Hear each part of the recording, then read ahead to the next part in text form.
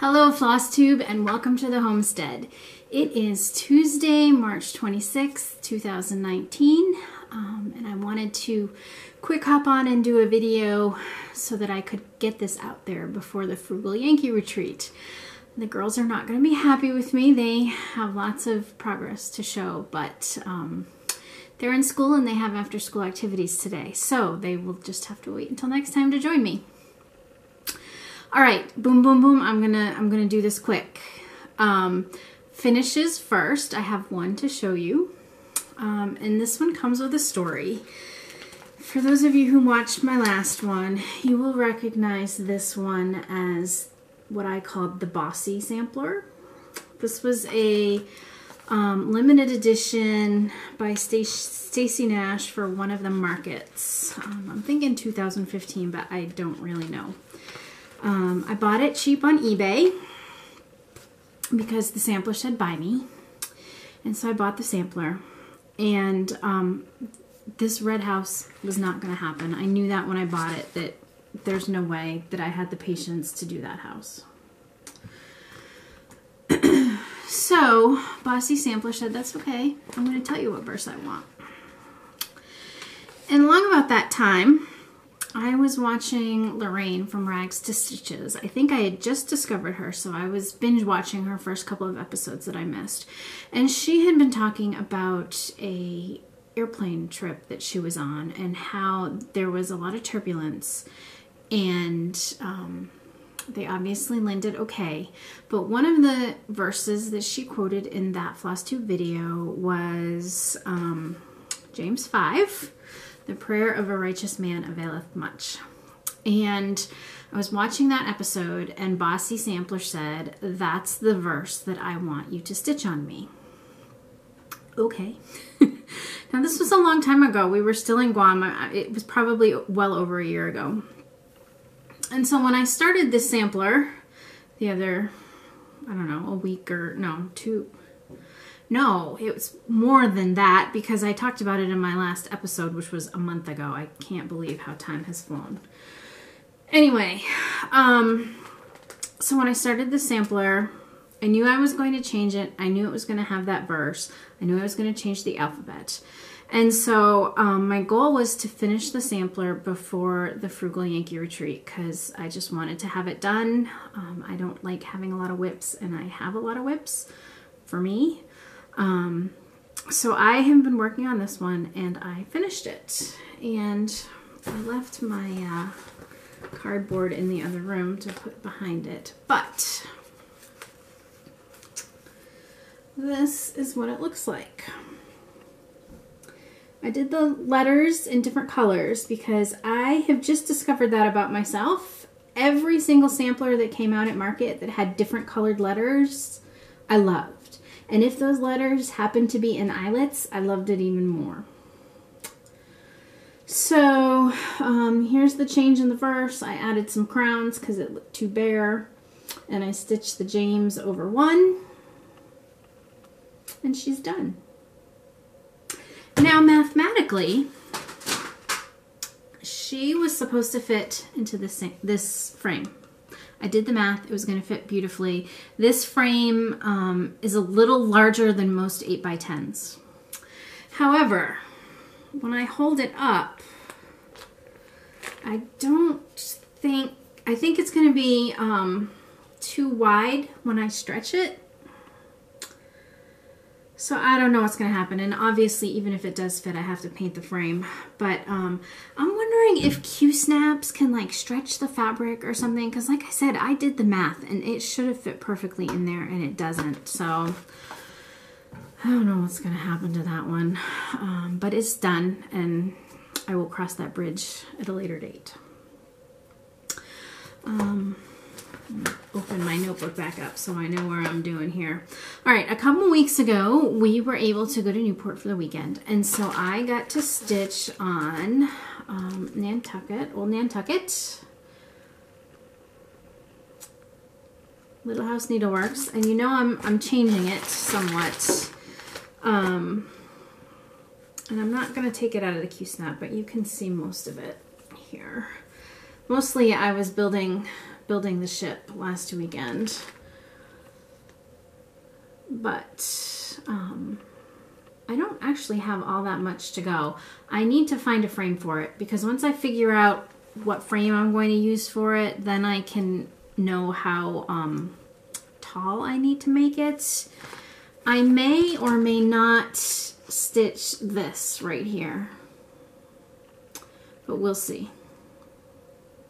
But I love this piece. I love how it's looking. Again, I can't wait to finish it because I want it hung. But that is my Newport project. I may have a chance to work on it next month. Maybe not. I don't know. We'll see. Okay, and then the other, excuse me while I pick up my messes here.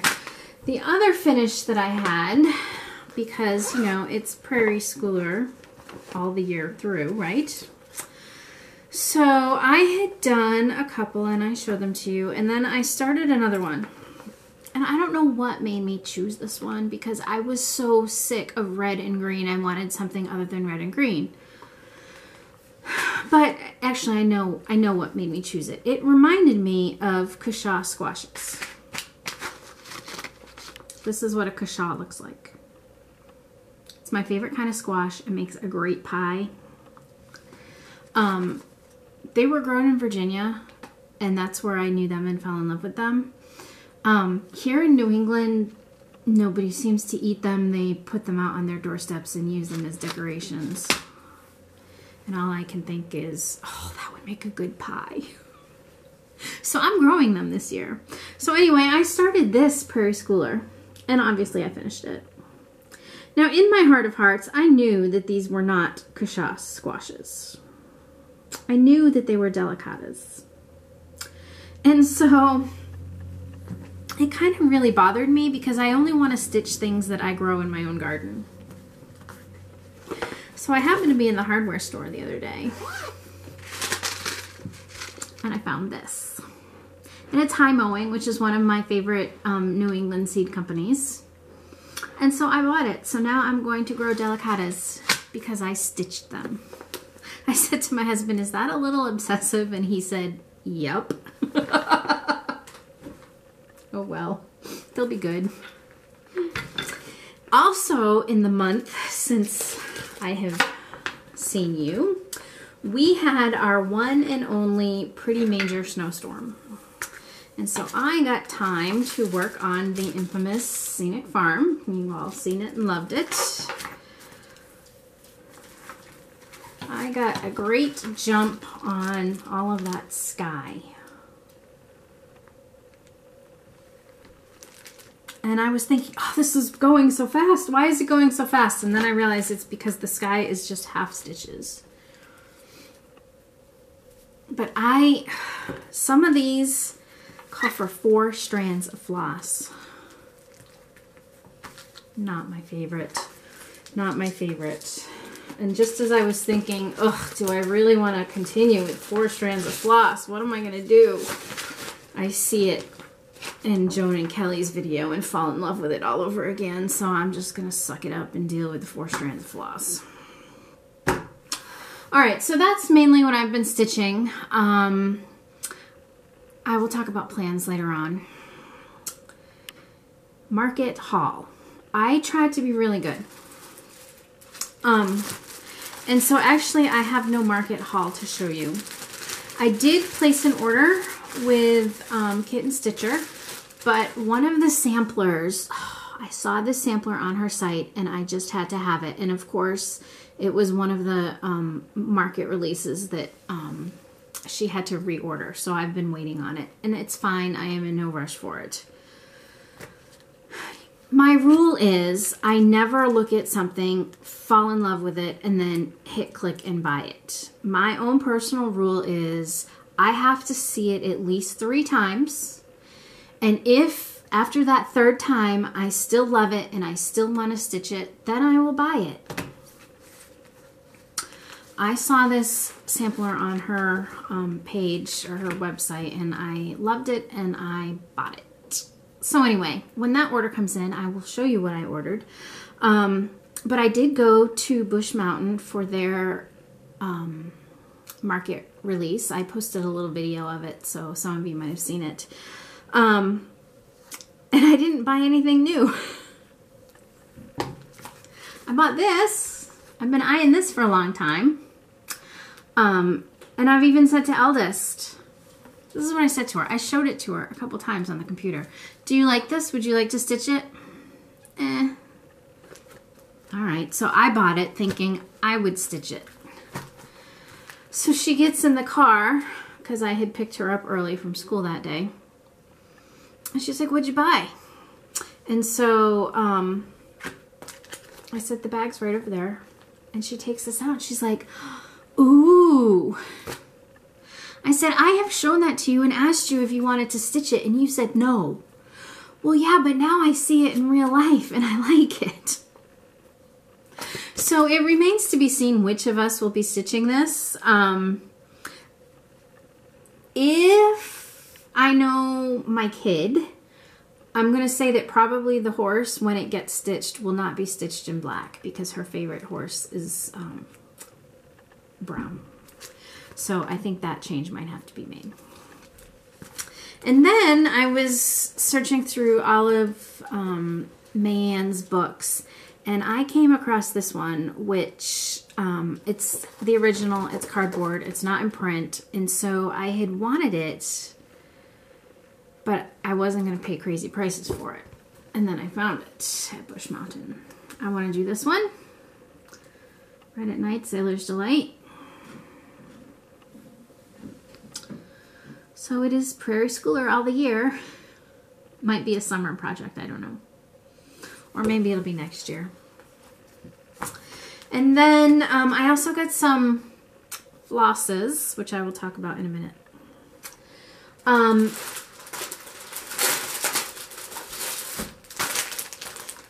One of my other hauls, not from Bush Mountain, but from Joann's. I went in and I don't know why, for some reason I did not have a Joann's coupon with me. And I went in and I was looking at the kits and I saw this one. And I had looked for this one months and months and months ago. Somebody had done it on Flosstube. I don't even remember who it was. I loved it and I searched eBay for it, could not find it. Looked for it online on Joann's, couldn't find it. So I saw this hanging on the shelf. There's the price. Can you see it? $13.99. I debated whether or not I should buy this because I didn't have a 40% off coupon. It was the only one on the shelf. So finally, I said you'd be an idiot to leave it here. And then I remembered that Joann's does a military discount. So I got a 15% discount off my $14 kit. My only issue with this is, see this picture? That background looks really white, doesn't it? I don't know if you can tell, but this is off-white Ada. So I may be doing this, I may be doing it on white.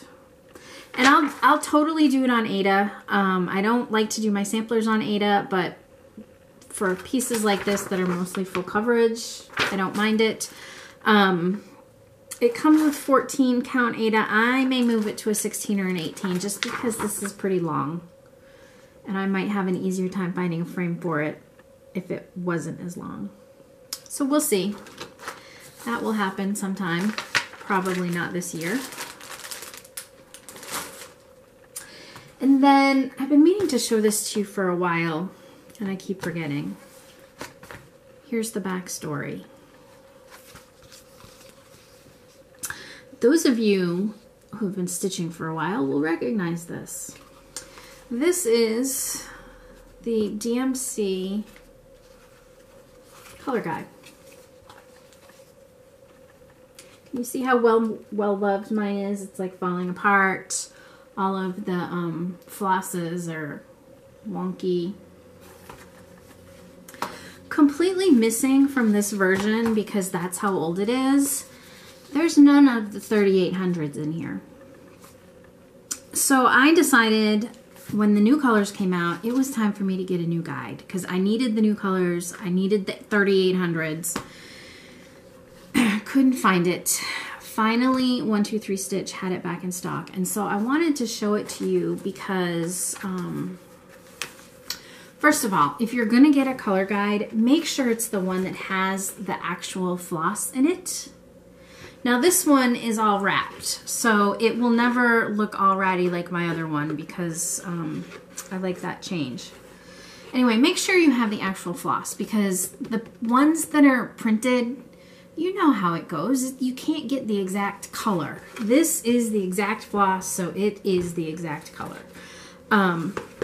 This comes in so handy if you want to change colors, you want to substitute, you don't want to go out and buy everything, you want to find something close with what you have on hand. This is worth every penny. I think it was 25 bucks. You can probably find it somewhere cheaper with a coupon, but I couldn't. I tried, but couldn't. But I highly recommend that if you do any changing at all. I use it all the time. Okay, I think, is that it for stitching stuff for now anyway? Yes. All right, so now we can move on and talk about the Frugal Yankee workshop or retreat, which is coming up on Friday. I still haven't FFO'd our smalls, so I'm going to be working on that as soon as I shut the camera off. We are going to be starting a stitch along there. And so I wanted to remind our viewers, Sweet Land of Liberty by Blackbird Designs. Originally, Little One had said, let's start at April 1st so that we can have it done in time for all of the patriotic summer stuff. She is going to be stitching this one right here, which is the Abigail Adams sampler. She's also going to be reading a book about Abigail Adams while she does it. And then I think this is the one that I decided to do. So anyway, originally we said April 1st, and then we decided we needed to start it at the retreat because Helen D is going to be there and she's going to be joining us. And so we will be starting a couple days early on that Saturday, whatever that is, 28th, 29th, I don't know. So if you are going to be stitching with us, feel free. Any project from the book will work, and I can't wait to see what you're doing. The designs are beautiful, and I can't wait to start on that one. So basically, retreat is Friday. We are going to show up. I'm hoping to get to the hotel around 3, depending on traffic. I figured that'll give us time to say hello to each other and unpack. And then at 6 o'clock, we are going to have the Crock-Pot Friday, the mother of all Crock-Pot Fridays, I think. we're doing a potluck, and originally I was just going to have everyone come to my suite, and you know it would be crowded, but who cares? But we got permission from the hotel to use their breakfast area for the potluck, so we'll be doing that, and then we'll clear out and start stitching. There's no set schedule. We're going to have a smalls exchange. We're going to have a freebie table. But other than that, it's, you know, whatever you want. If you want to leave for lunch at noon on Saturday, leave for lunch at noon on Saturday. If you want to go have dinner at 6, go have dinner at 6. If you don't want to leave the room, then don't leave the room. It's going to be a very easy, relaxed retreat. The point was to get everyone together so that we could meet and chat and talk and stitch. So I'm looking forward to meeting people and putting faces with names and learning more about our New England Stitchers. So hopefully I'll have a video sometime soon, and it won't be another month. At the retreat, I plan to stitch on His Eyes on the Sparrow. There's a couple of animals that I have outlined them, and they just need to be filled in. The big house needs to be filled in, so I figured those would be perfect things to do at the retreat because there's no counting involved. So I'll be working on that. I will be working on Sweet Land of Liberty. I think those are the only two projects. Those are going to be my main projects. I may start another vegetable from the Prairie School or Farmer's Market, but I'm not sure. We'll see. And then everyone's talking about Mania, and I have decided to do Mania. What is it? Barb and Leanne, Mania My Way. That's what I'm doing. Having more than 4 whips drives me crazy, which is why I was so happy to get Cherry Hollow Farm done. So right now I have the Nantucket project, I have the Never Let You Go project, and I have His Eyes on the Sparrow. Plus I have the Farmer's Market, which is ongoing. So that's 4.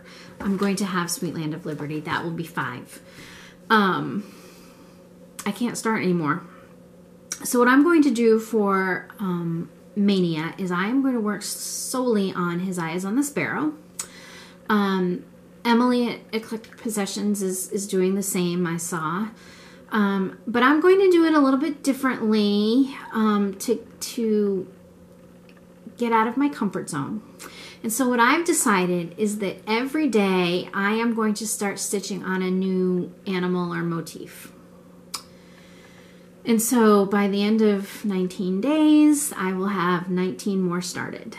If it's a small motif and I am able to complete it in one day, then I can go back and work on another one that maybe is unfinished, because I can guarantee you it's going to drive me crazy having 19 unfinished motifs. And then after the 19 days are done, the remainder of May I will use to go back and finish what I need to finish and then get some more done. My best friend Stacy brought hers over the other night, and she is making good headway, and so I don't want to get too far behind her. I don't care if she finishes first. It's not a race. I would just like to, be in the ballpark. So I'm hoping that between the retreat this weekend and then Stitch Mania, I can make a good jump on it, because we started Sparrow in May of 2018. I think it was May 21st. I have it written down somewhere. So I just thought it would be nice to spend the month of May concentrating on that one and not worrying about anything else.